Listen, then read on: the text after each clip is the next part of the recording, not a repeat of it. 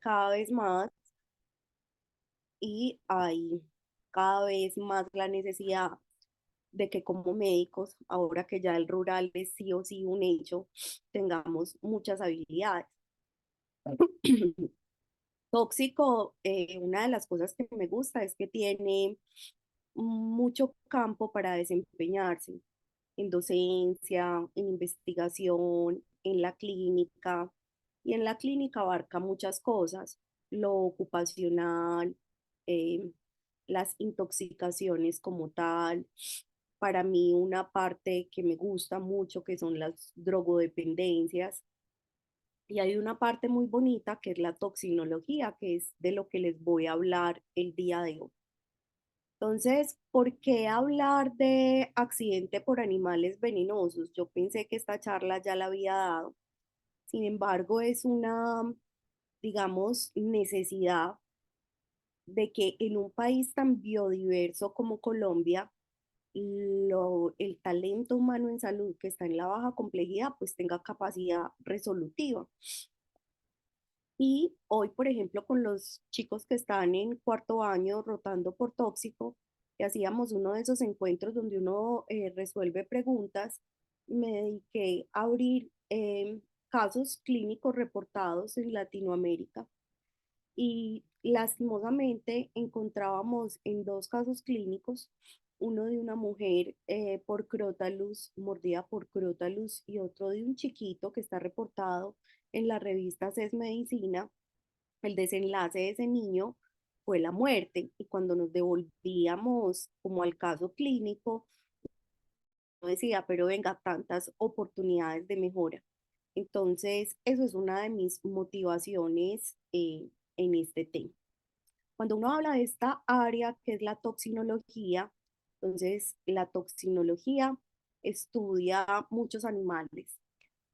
Si nosotros nos devolvemos a su formación en tóxico, digamos que donde somos más fuertes es en serpientes y tiene su lógica, porque el accidente ofídico es el único accidente por animales venenosos en Colombia que es de reporte obligatorio. El accidente por escorpiones no se reporta, ninguno de los otros accidentes se reporta, pero por lo menos con escorpiones uno dice, uno puede llegar a tener el antídoto en altas complejidades, como es el caso del Hospital General. Le llama a uno muchísimo la atención que haya, digamos, como tan poquita formación en torno a abejas, en torno a arañas, a orugas y mariposas. Los que están cerquita de séptimo semestre se acuerdan que en los ABP siempre meto un temita de abejas, un temita de arañas, pero digamos, hablar de animales, pudiéramos tener tema para todo el año. Si cogemos las ranas, si cogemos las escolopendras, si cogemos el potencial tóxico de cada animal, pues uno tendría como un mejor panorama de los riesgos, porque muchas veces, y es una reflexión que yo hago en clase, somos muy rápidos con los productos naturales, que esta sea también otra cuñita publicidad política pagada, de la necesidad de manejar medicamentos naturales, porque es que uno hay veces muy rápido y uno dice, ¡ay, qué! Eso no es tóxico, eso no pasa nada. Entonces la pregunta que yo les hago, chicos, es, ¿no pasa nada o yo creo que no pasa nada? Entonces, fíjense el número negro, ¿cierto? Eh, es que estamos en la inmunda. Miren más o menos Colombia dónde está. Entonces, miren como todos esos documentales que le dedican a Gio, Australia, África. Colombia tiene tremenda biodiversidad y pues fuera de magia salvaje no se ha visto ninguna otra cosa. Esto es un estudio viejito de la Línea Nacional de Toxicología. Es un estudio donde se identificaron cuáles eran las principales causas de llamadas en torno a esta área. Y nuevamente nos explica por qué, por ejemplo, en tóxico le dedicamos una clase magistral, muchos ABPs a las serpientes, dedicamos un poquito menos a escorpiones y menos a las arañas.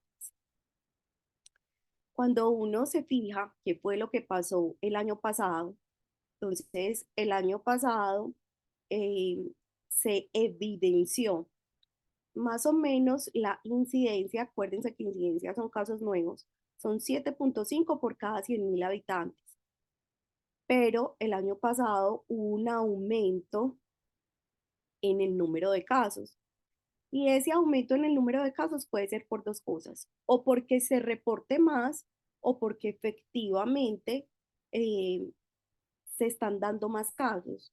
Y una razón muy plausible desde el punto de vista biológico es que acuérdense que el año pasado, y como estamos empezando, acuérdense que en Colombia somos un país tropical, no hay invierno, no hay verano, pero sí hay dos temporadas de lluvias. Esas dos temporadas de lluvias son, digamos, condicionadas por un fenómeno tropical que se llama la Z-CIT. Y eso es una variación que uno pudiera decir climatológica que sube y baja a través del continente. La Z-CIT hace que uno tenga dos temporadas de lluvias. Las más importantes en Colombia son MAM, marzo, abril y mayo, y son septiembre, octubre y noviembre. En ese tipo de temporadas, los accidentes se disparan mucho. Así que esto es un tiempo propicio para recordar lo que sabemos. Cuando uno se pregunta sobre las características que nos dan, pues aquí vuelvo a contarles otro chisme y hacer publicidad pagada. El accidente ofídico, cuando uno mira en el Civigila, dice, mire, vea, lo más común es hombre y es lógico porque muchos de los accidentes son en el entorno ocupacional, en muchos agricultores. Miren que un 70% de los casos es en la zona rural, entonces por un lado uno tiene que pensar, oye, esta es una población vulnerable, pero miren que hay un porcentaje nada despreciable, casi de un 30%, que es en la cabecera municipal. Luego, fíjense, otra cosa muy bonita de pensar y es las barreras y el acceso al servicio de salud. Muchos de estos pacientes son de régimen subsidiado o de etnias como, por ejemplo, los indígenas. Bueno, cuando uno se pregunta qué nos dice el Civigila sobre dónde ocurren más los accidentes, obviamente en extremidades, lógico si pensamos como en la actividad, pero ojo, este dato me gustó mucho cuando lo encontré, miren la cara, qué miedo, qué terror, ¿cierto? Pero miren que no es cero, es un porcentaje muy bajito, pero es un porcentaje que uno debería recordar para saber que eso le confiere un riesgo. ¿Dónde se reportan más? Usualmente la zona que reporta más es Antioquia, pero en este mapa ustedes están viendo la proporción de uso de antiveneno. Yo vuelvo y miro esto y cuando veo Antioquia en el 89% me da un pesar. Espero que haya como un mal registro del dato. Me parece un poquito raro que en Bichada, que en Casanare, que muchas veces se han descrito como poblaciones o sitios donde no hay acceso al antiveneno, en este momento hablen de un porcentaje de uso del antiveneno. No sé si Antioquia aquí quedó tan mal parada porque reportamos más y sí, en unos municipios no tenemos antiveneno. Entonces, digamos que un abordaje que todo médico, cualquier persona de talento humano en salud puede hacer y que es muy fácil, es hacerse preguntas fáciles. Es como un pensamiento dicotómico. Acuérdense que cuando usted le presentan un medicamento, usted se pregunta como, hombre, este medicamento a qué grupo pertenecerá. Entonces, en serpientes, yo primero quiero que se pregunte cómo es venenosa. Antes de esa pregunta, recuerde que siempre que hay un paciente que llega al servicio de urgencias y le dice, me mordió, me picó algo, no le tiene que contar más. Ese paciente mínimo debería hacer un triaje de dos, porque frente a ese motivo de consulta hay una causa tóxica inherente. Entonces, después de que usted lo identificó, le dio el triaje y ya le dicen, yo creo que fue una culebra, pregúntese, ¿esto es venenoso? Entonces, recuerde que las, las serpientes yo las puedo clasificar en unas no venenosas, donde van a estar los colúbridos o las culebras y las boas, y en unas venenosas. En las venenosas tenemos dos familias gigantes, que son los elápidos, donde están las famosas corales, y ahí va a estar un género que es el Micrurus, y las víboras, que agrupan tres géneros, el Botrops, el Lachesis y el Crotalus. Las víboras se van a asociar más a unos riesgos de daño local y los elápidos a un riesgo neurológico. Ahora, yo me quedaría tranquila con que usted hablara de un género Botrops, Lachesis y Crotalus, pero quedaría más feliz si uno es como más preciso y decir, mire, Botrops tiene otros géneros que comparten algo de los riesgos del veneno, pero vale la pena precisarlos. Entonces tenemos al Portidium, que muchas veces le dicen pudridora, a la Botriechis, que es una belleza, es la víbora de pestaña, y ella se asocia un poquito más a sangrado, las Botriopsis y las Botrocofias. Todos estos géneros confieren el 95% de los accidentes ofídicos en nuestro medio. ¿Cómo nosotros sabemos que una serpiente es tóxica? Entonces, no tenemos que llegar al detalle de un biólogo, pero sí hay cosas en una foto que yo le puedo preguntar al paciente, que yo le puedo mostrar fotos que me ayudan a decir como por dónde voy. Entonces, recuerde que una característica de las serpientes de hábitos nocturnos, la gran mayoría de las serpientes de hábitos nocturnos son venenosas, no todas. Entonces, cuando tienen esta pupila elíptica como un gatico, habla de hábitos nocturnos y muchas son venenosas. Esta foseta termoloreal, este huequito que se ve encimita de los colmillos, es también muy característico de las serpientes venenosas y su forma de la cabeza triangular. Adicionalmente, uno puede ver las escamas que son como más rugosas, es como si fuera la serpiente como de un color más mate, menos brilloso, y por eso me gusta tanto cuando rotan por tóxico que vayan a su práctica del serpentario. A pesar de que la Botrops está muy, digamos, generalizada en toda Colombia, hay una especie que es más común de la cordillera oriental hacia arriba, que es la Botros asper, y la Atros es mucho más frecuente en la región de la Orinoquía y la Amazonía. Acá estamos viendo mi favorita, aquí estamos viendo la Botrytis legeli. Esta es una imagen de la revista Iatreia. Miren que es una serpiente un poquito más chiquita, así que no podemos decir que todas las serpientes de menos de 1 metro sea un víbores, no, no, la Botrytis legeli es cortita, no es tan larga. Miren la escama que tiene encima de los ojitos, por eso pareciera que tuviera pestañas. Aquí les estoy mostrando una Botrops, ¿cierto? Miren las escamas, miren las X, miren el tamaño de la o la forma de la cabecita. Aquí les estoy mostrando al que les decía que es el Portidium, que hay veces le dicen pudridora. Miren, tiene como cara de malito, miren la nariz un poquito más levantada.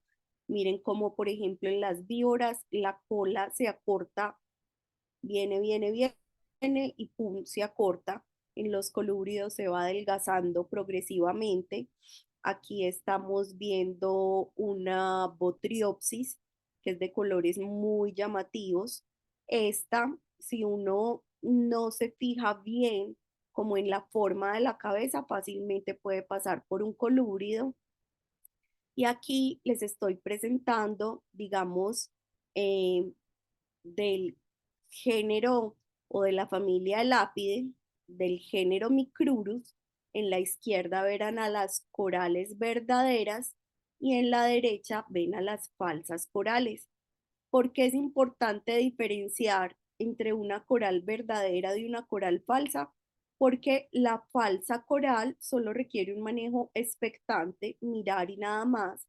Las corales verdaderas, como su riesgo es neurológico, el compromiso de la placa motora, pues necesitan antiveneno y su riesgo es una falla ventilatoria. Truquito. Primero, una cosa muy práctica. Si se va a equivocar, siempre equivóquese a favor del paciente. Ay, no, yo no sé. Miren, por ejemplo, esta coralilla. Con esta coralilla se equivocan mucho. Si usted no sabe, si usted no está completamente seguro, pues piense que es una coral y abórdelo como una coral. Todavía tenemos 1 o 2 casos al año donde nos llegan pacientes en falla ventilatoria y que probablemente en la baja complejidad se quedaron o lo devolvieron pensando que era una falsa coral. Entonces, en Colombia sí hay corales verdaderas. Ese patrón de la clave rana, rojo, amarillo, negro, amarillo, es un patrón que no es tan común.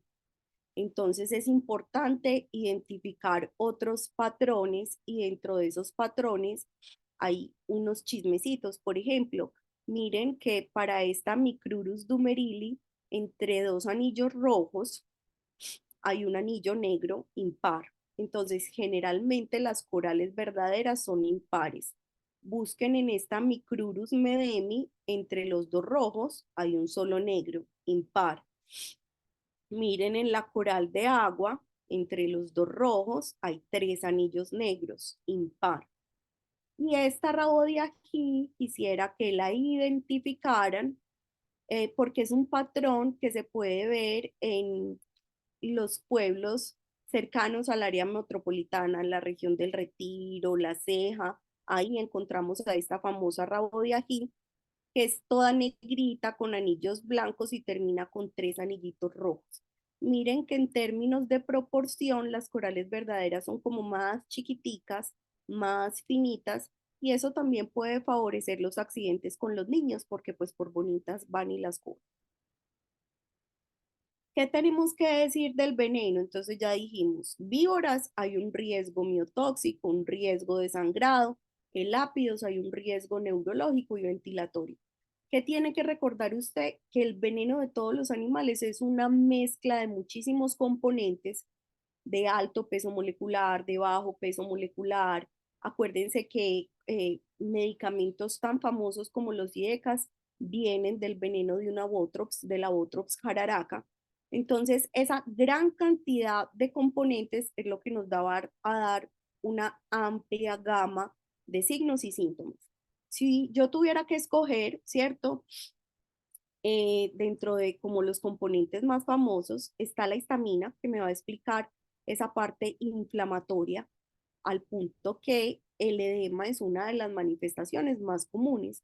Algunos autores hacen como una aseveración que a mí me parece pues como un poquito drástica, donde dicen, si a las 8 horas no está edematizado, eso no es un accidente por una víbora. No se mate por 3, 4 horas, ¿cierto? Sígalo, pero recuerde que el edema sí es muy común en las víboras.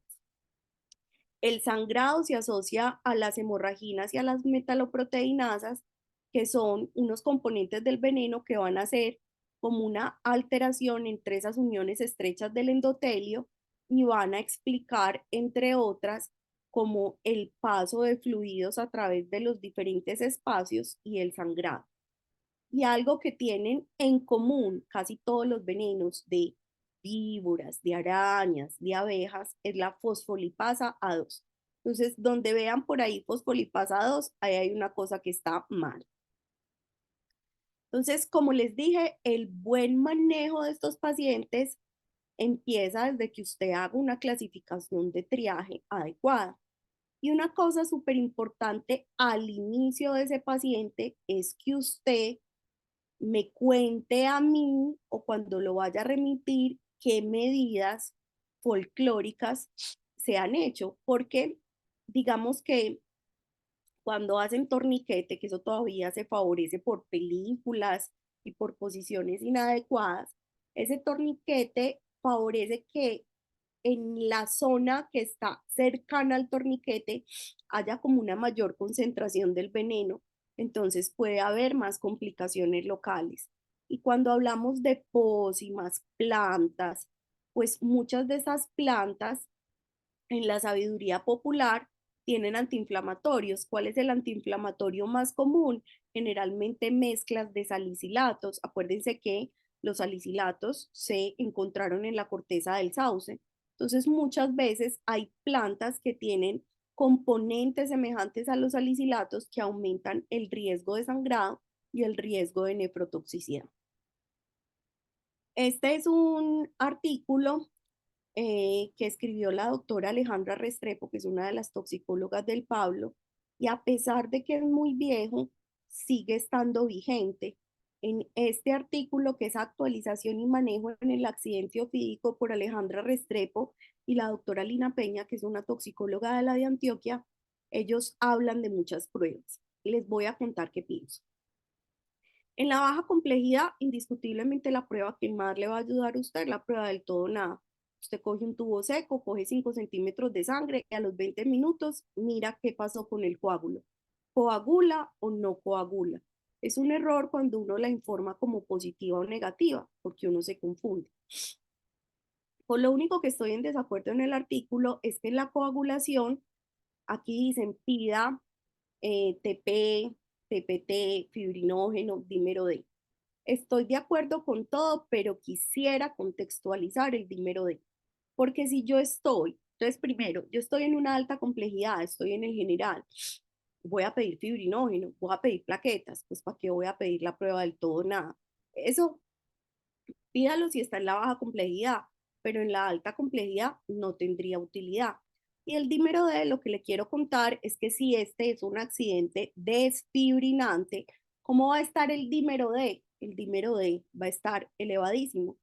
Yo creo que a todos en tóxico les he contado un caso que vi hace mucho, mucho tiempo, muy desafortunado, como en una entrega de turno donde un paciente tenía dolor, edema, eritema y un dímero D elevado. ¿Qué pensaron? Trombosis venosa profunda. ¿Qué hicieron? Anticoagularon. ¿Qué tenía? Un accidente ofídico. ¿Y cuál fue el desenlace? Un sangrado en el sistema nervioso central. Entonces uno dice, hey, venga, aquí hubo una oportunidad de hacer unas cosas diferentes. Con respecto, digamos, a las plaquetas, recuerden que no solo hay disfunción cuantitativa, sino disfunción cualitativa. Con respecto a los reactantes de fase aguda, recuerde que la eritrosedimentación es dependiente del fibrinógeno, entonces sépala interpretar, sería un poquito más útil la PCR. Y recuerden el gran riesgo renal que hay con todas las víboras. Entonces, fíjense la importancia, por ejemplo, de un parcial de orina. ¿Uno para qué clasifica? Uno clasifica para saber la gravedad y para saber cuántas ampollas de antiveneno necesita. Entonces, acuérdense que la clasificación se hace local y sistémica. Uno habla de un no envenenamiento en el paciente, por ejemplo, en que esa víbora, por X o Y motivo, no le inyectó toda la cantidad de veneno. El colmillo no pasó el jean, no pasó la media, no pasó la bota, la serpiente había comido, la persona logró alejar la serpiente. Entonces, a usted le llega un paciente que dice, me encontré con una serpiente, hizo el acto de morderme, pero puede que no le haya inyectado veneno. Entonces, ¿usted qué va a ver? Le va a doler. el señor va a estar paniqueado, pero el paciente no va a tener ni hemorragias, ni edema, los signos vitales están normal y la prueba del todo nada es coagulable. Cuando digo que es leve, digo que es leve cuando hay edema de uno o dos segmentos. Ya cada día más criticamos esa como diferencia del perímetro, pero los que hablan todavía de diferencia del perímetro es menos de 4 centímetros. Generalmente no hay flictenas y sistémicamente usted puede ver la prueba del todo nada, no coagulable, pero no hay ninguna hemorragia ni ninguna complicación. ¿Cómo se neutraliza? Con dos ampollas del antiveneno más potente que tenemos, que es del Instituto Nacional de Salud, o cuatro ampollas de Probiolo Bioclon. Ahí aprovecho para contarles un chisme, y es que hasta por ahí mediados del año pasado, lo único que teníamos era Instituto Nacional de Salud, que es un suero IgG producido en Colombia, Probiol, que es un suero IgG producido en Colombia, y teníamos Bioclon, pues de laboratorios Bioclon, un suero que se llamaba Antivimin 3, producido en México. Ese suero es un favoterapéutico. De hecho, es el menos inmunogénico. A partir como de agosto del año pasado, en algunos sitios ya se cuenta con un suero que es el del clodomiro picado de Costa Rica. No tengo, digamos, ninguna cosa escrita o que me respalde, pero en las observaciones que he hecho, he visto que los pacientes han tenido más complicaciones. Entonces, el chismecito del día de hoy es, hey, hay otro suero que se llama el clodomiro picado. Y uno que hace, profe, si le empiezan a traer sueros de diferente lado, siempre mire las recomendaciones del productor. Por ejemplo, ellos lo trabajan entre 3 y 5 ampollas para un accidente leve. En el accidente moderado hay un edema de 2 a 3 segmentos, casi siempre hay flictenas, no hay necrosis. Desde el punto de vista sistémico hay diferentes hemorragias, pero no hay complicaciones. En el grave ya hay más de 3 segmentos o siempre que se comprometa el tronco, la cara, los genitales o haya alguna complicación. Y aquí quisiera invitarlos a como miren la lista y váyanse haciendo preguntas como, oíste, yo sí sé bien que es una coagulación intravascular diseminada, sé cómo la empiezo a manejar, sé bien cómo defino hemólisis, cómo la empiezo a manejar. Es importante que el médico en la baja complejidad siempre ha sido y ahora mucho más será la piedra angular del sistema, tenga capacidad resolutiva. Pregúntese, yo cómo lo clasificaría, muchos van a decir, profe, leve, solo está la manito. Yo le diría, la foto no me ayuda mucho, pero mire, digamos, esa parte de la muñeca y mire las clitenas. Yo lo clasificaría como moderado. Miren este, creo que no queda duda, este es un accidente grave. Miren este, y este me ayuda a resaltar como lo que les contaba del torniquete. Miren donde le logramos dibujar las líneas negras, que fue cuando nos llegó con el torniquete, y miren el daño tan marcado, miren las flictenas que hay del torniquete hacia abajo. No hay duda, grave. En algunos casos, hay veces me preguntan, doctora, pero es que solo un dedo, pero vení, ese dedo está necrótico, ese paciente se fue de amputación, es grave. En esta fotografía ustedes logran ver en el sitio de la mordedura como los dos colmillitos. Y a esto era lo que nos referíamos con los diferentes sueros. Entonces, en términos generales, chicos, las víboras, Botrops y sus primitos, Lachesis y Crotalus, se abordan con suero polivalente. Existe un suero, circula un poquito más en Bogotá, que es un suero monovalente, el primero que está en esta lista, antibotros asper. Eso es la excepción. Entonces, si yo me tuviera que aprender algo, me diría poli con varios, es decir, ¿quién tiene varios? Las víboras, mono con el micrúrico, que es el género de los elápicos.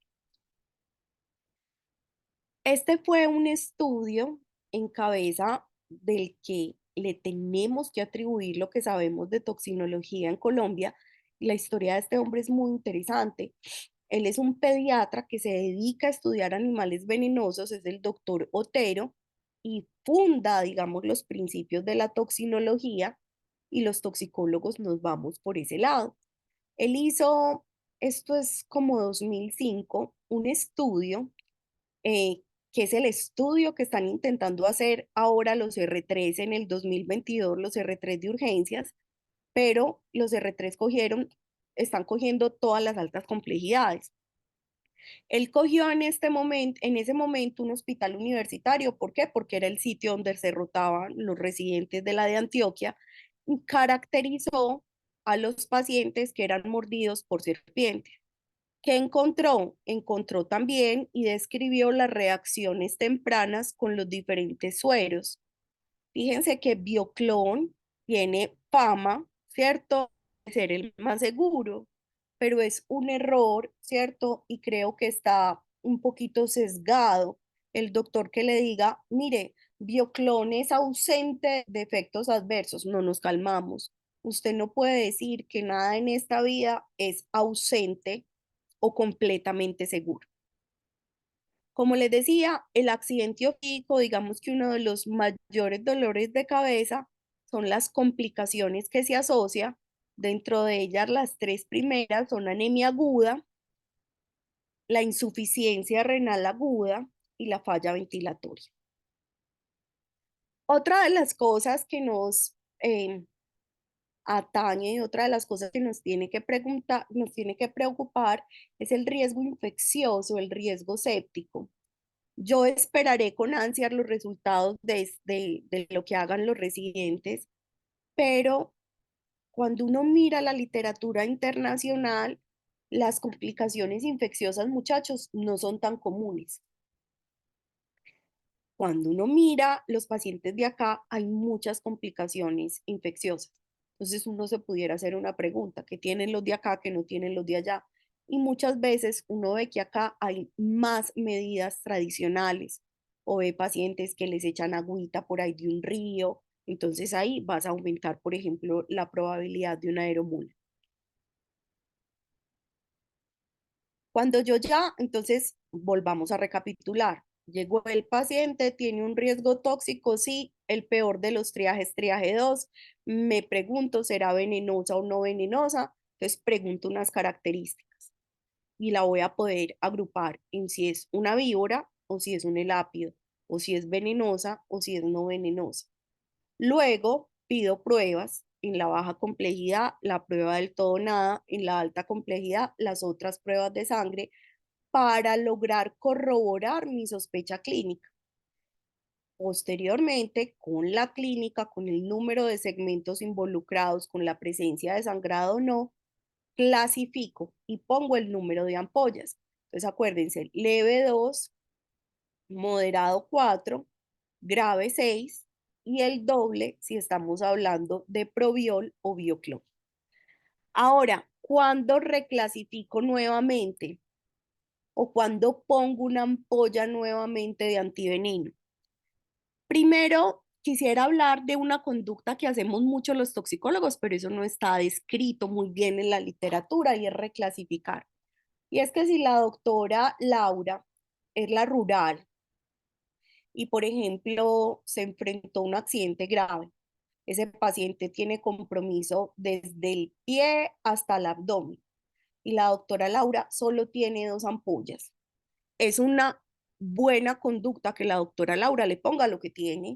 Entonces ella me dice: doctora, solo lo mando con 2 ampollas, pero es un accidente grave. Y a mí me llegó antes de 24 horas y yo veo que ese paciente tiene una clasificación grave. Entonces yo completo el número de ampollas que me faltan para hacer de clasificación grave. Esa conducta que hacemos tan frecuente, esa conducta no está muy descrita en el resto de la literatura. Profe, ¿y por qué? Porque es que el problema de desabastecimiento de antivenenos es una cosa como muy de un país en vías de desarrollo como Colombia. Si usted puso una buena cantidad de antiveneno, o es decir, lo clasificó bien, usted lo que se tiene que preguntar es, ¿oíste cuándo vuelvo a poner nuevo antiveneno? Y la respuesta es si el paciente sigue sangrando a las 12 horas o si las pruebas de coagulación están alteradas a las 24 horas. Estas son otras, digamos, de las complicaciones asociadas al accidente ofídico que nos dan, digamos, tanto dolor de cabeza, y una de ellas es el síndrome compartimental. Esta es una preocupación de áreas como ortopedia, de áreas como tóxico. Entonces, lo primero que uno tiene que preguntarse es qué es.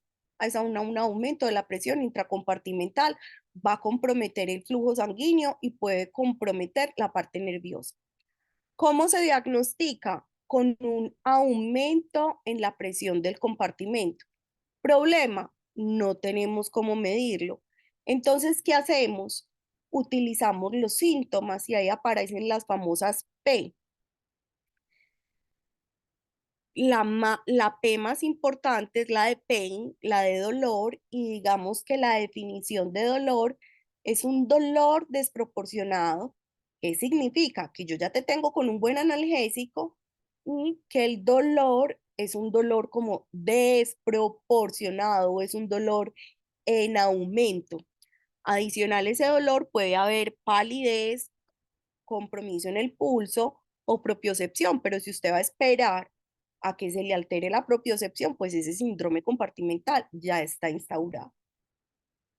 En las guías, pilas con esto, en las guías del ministerio, ustedes van a encontrar que dicen, ante el riesgo de compartimental, ponga manitol. Sin embargo, si usted va y busca eso en la literatura internacional, por ningún lado. Entonces, ¿de dónde los toxicólogos sacamos eso? Resulta que en ese estudio que les contaba ahorita del profe Otero, en este que se hizo en el hospital universitario, ellos vieron que había unos pacientes que tenían síntomas de compartimental. Ojo, síntomas no significa que lo tenga, ¿cierto? Que le pusieron manitol y ellos mejoraron. Uno con ese diseño de estudio, uno no puede, digamos que concluir con una fuerza lógica a decir que el manitol es el manejo del compartimental. Entonces, ¿cuál es el punto medio de toda esa controversia? Ponga el antiveneno rápido, ponga una buena analgesia, no haga fasiotomías preventivas, porque es que usted no es anatomista y por más anatomista que sea, si ese paciente tiene pruebas de coagulación no controladas, pues eso va a ser una catástrofe. Una que tenemos que tener súper en la mente, la falla renal aguda. ¿Y por qué se produce falla renal aguda?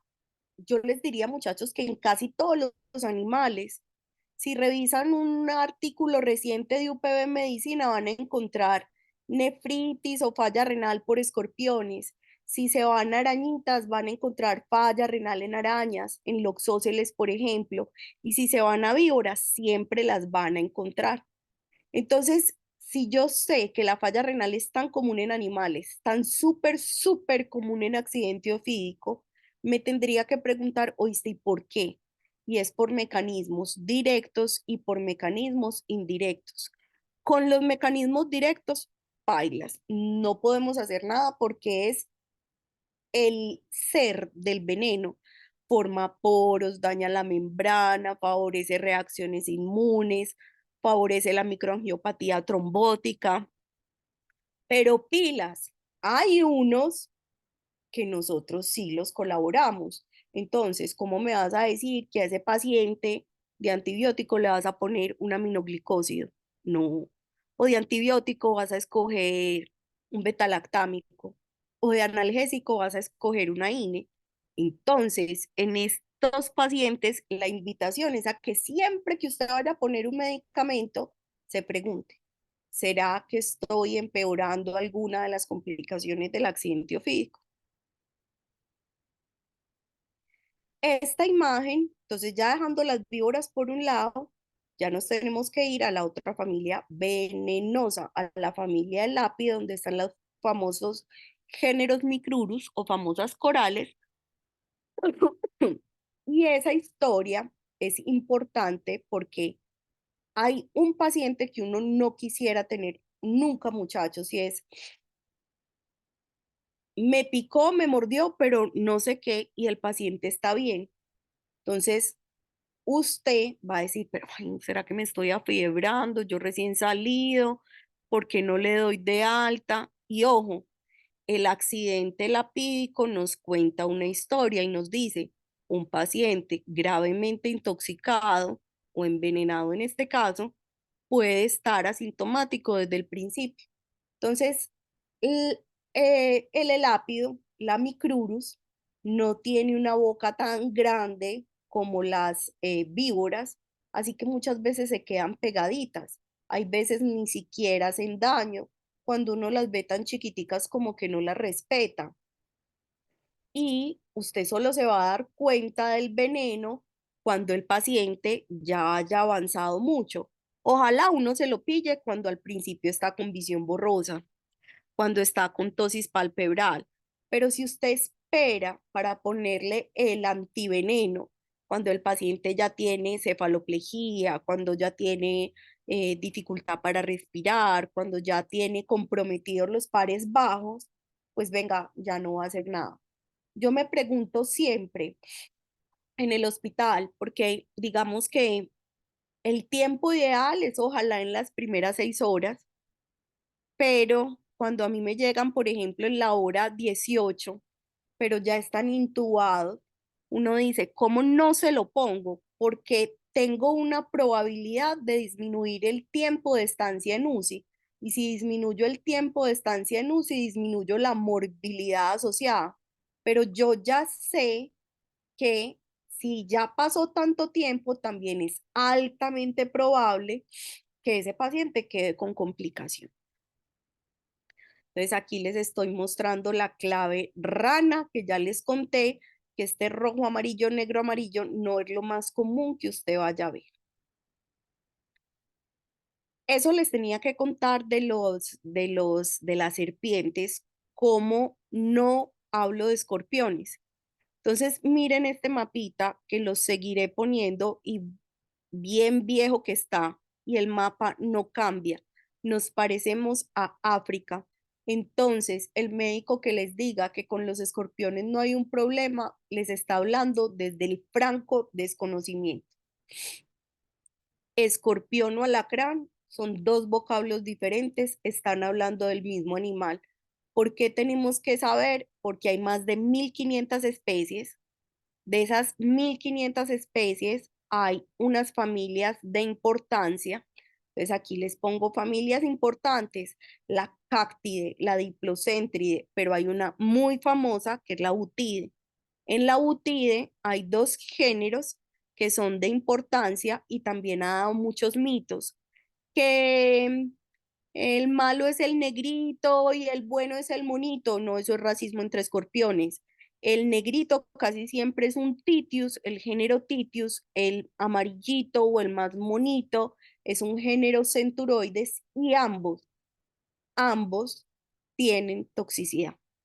En este mapa de Antioquia, miren a Medellín, miren la zona cercana a Medellín, estamos llenitos de escorpiones. Si usted piensa en sitios, digamos, de Medellín tan comunes, por ejemplo, como el Cerro El Volador, ¿cierto? Que es una zona de hacer ejercicio, que la promocionan cada vez más. Eso es una zona llenita de escorpiones.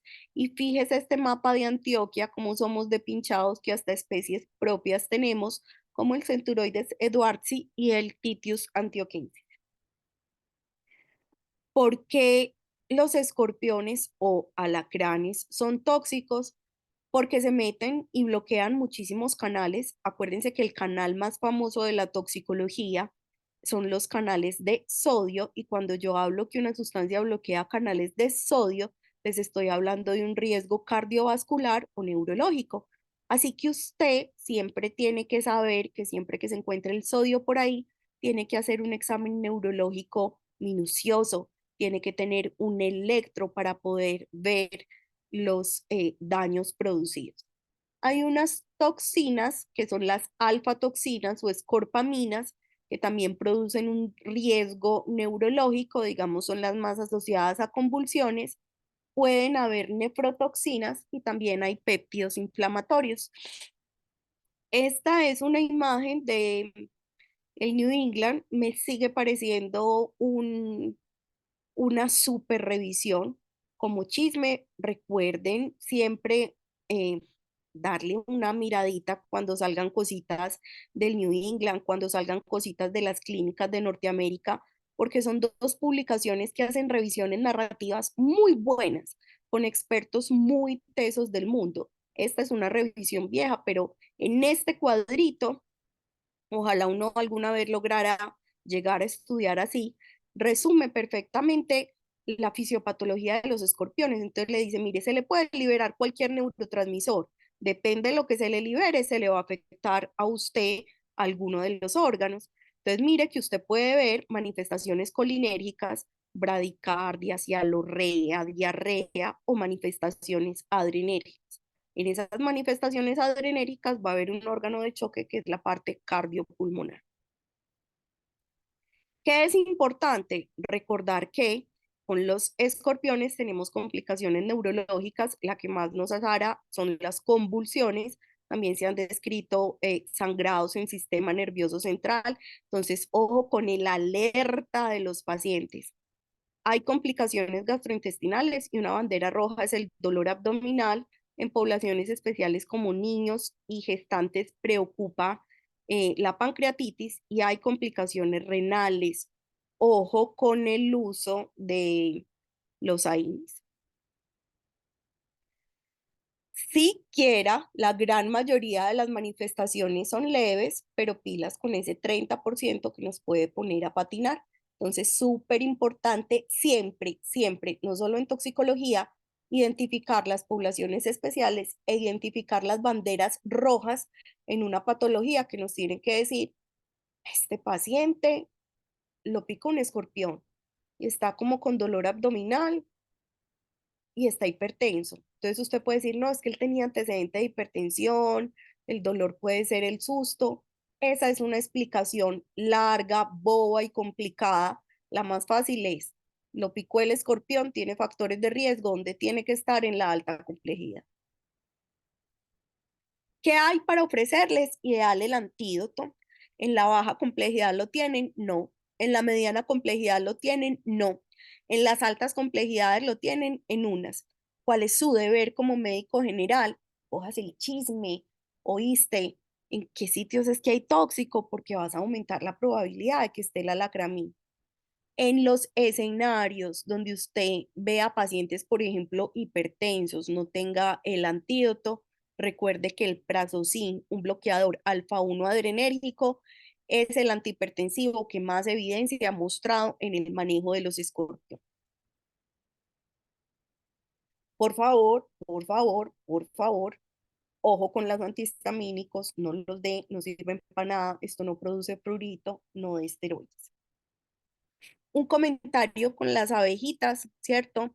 En esta época donde vemos un montón de cosas, que apiterapia, que el propóleo, y tendrá mucha tela que cortar, porque usted tampoco puede decir, eso es una bestialidad, eso tiene por allá una evidencia, no es mi favorita, pero hay evidencia. Importante recordar que estas abejitas pertenecen a los himenópteros. Himenópteros son todos los que tienen alitas, y en ellos están las abejas o la familia Apide, las avispas, la familia Véspide, y las hormigas de fuego, que es la familia Formicidae. Las abejitas, digamos que vale la pena recordar que hay dos, las melífera melífera o europea o mielera, y las africanizadas, que básicamente por su manera de atacar, uno puede pensar en unas u otras. Las avispas, a diferencia de las abejas, pueden picar más veces. Las abejitas son kamikazes, ellas tienen el aparato picador cercano a toda la parte gastrointestinal, entonces cuando pican se ventran y generalmente ellas pican para defenderse. Sin embargo, hay factores en nuestro ahora diario vivir que las pueden, digamos, como sensibilizar o favorecer los accidentes, ¿cierto? Esos champús de ceramidas, las feromonas, todas esas cositas, pues pueden favorecer más un accidente. Ese veneno de las abejitas, digamos que usted tiene dos escenarios. Una picadura y esa una picadura o muchas picaduras. El riesgo empieza desde una picadura por kilo, entonces usted puede tener o un envenenamiento sistémico o una anafilaxia. El envenenamiento sistémico, digamos, muchas veces es difícil de diferenciar de una anafilaxia. Entonces, si usted cree que está ante una anafilaxia por un compromiso súbito de dos o más sistemas, sistema respiratorio, piel, gastrointestinal, una caída súbita de la presión, recuerde que la piedra angular de la anafilaxia es la adrenalina y no demore su uso. Recuerde que la adrenalina tiene una acción exquisita en los, digamos, mastocitos e impide la degranulación de estos. Por un lado tenemos la anafilaxia, que puede ser con una o muchas en un paciente previamente sensibilizado. Recuerde que la anafilaxia es por IgE, es una reacción de hipersensibilidad tipo 1 en la clasificación de Jelly-Combs. Y por el otro lado, usted va a tener un envenenamiento sistémico. Ese envenenamiento sistémico es explicado por la fosfolipasa y por, digamos, componentes específicos del venenito de la abeja, como la pamina y la melitina, que le explican complicaciones neurológicas, renales, rabdomiolisis, hemólisis y es uno de los accidentes por animales que más fatalidades nos ha dejado. O sea que hay que saber identificarlo y proceder tempranamente.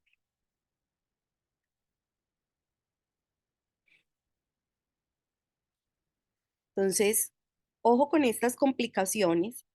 Em, digamos que es gigante.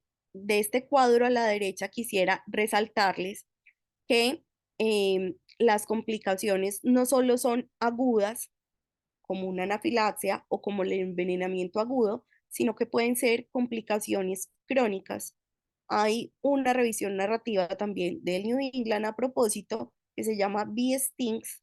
Está en el aula virtual de tóxico para los que todavía tienen acceso y habla de muchas complicaciones. Una complicación de esas está reportada en la revista UPB Medicina, ocurrió en el Hospital General y fue para mí una cosa que yo ni siquiera veía venir y era un paciente con un Guillain-Barré secundario a una picadura de abejas.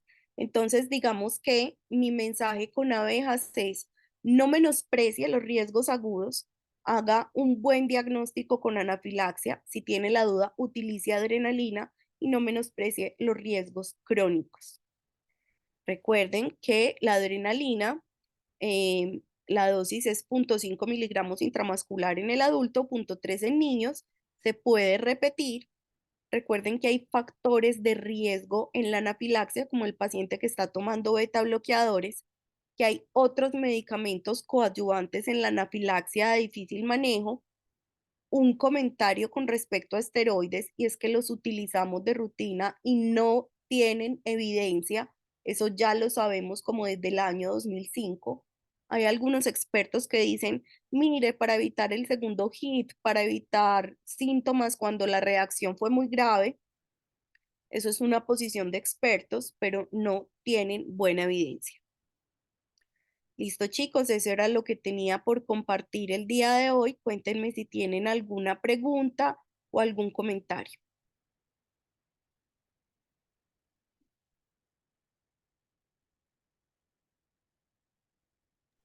Profe, hola, yo tengo una pregunta. Dímelo. Profe, es que, pues dos cositas. ¿Me podría explicar bien cómo se hace la prueba del todo o nada? Sí, chiqui. Tú coges básicamente un tubo de ensayo, que es un tubo seco. Ahí pones sangre. Usualmente son 5 centímetros de sangre. Y usted se va y pone el cronómetro 20 minutos.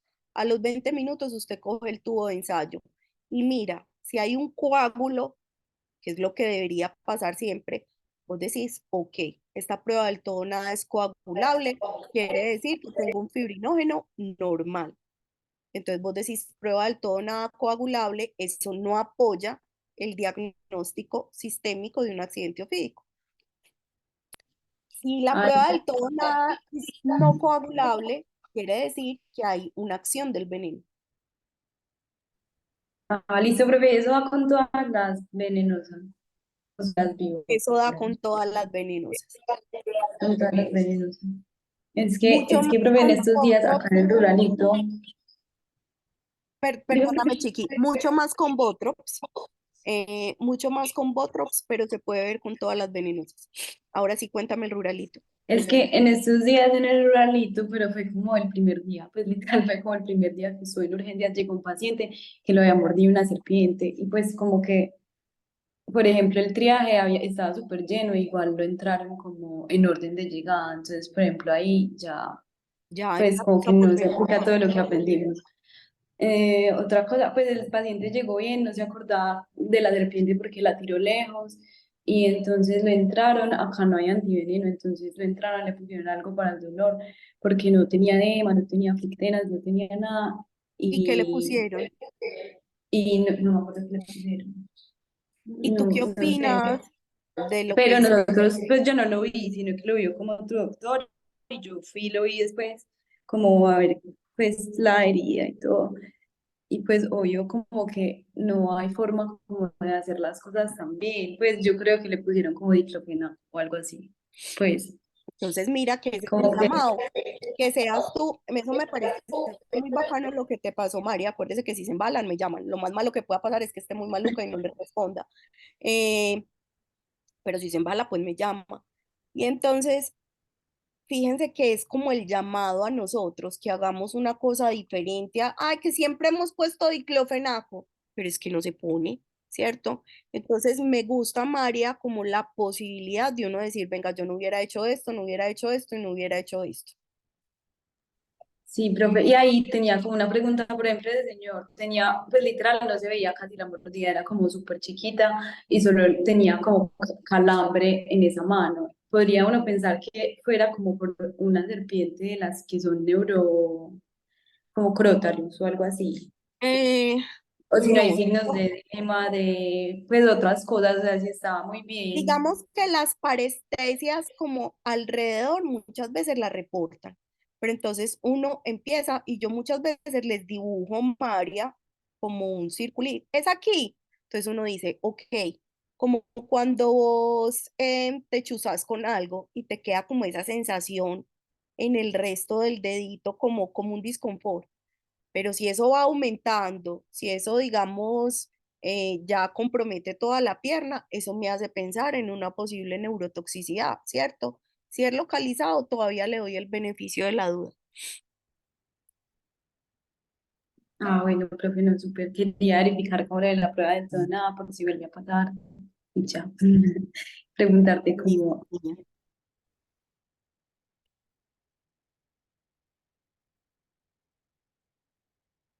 ¿Alguna otra pregunta?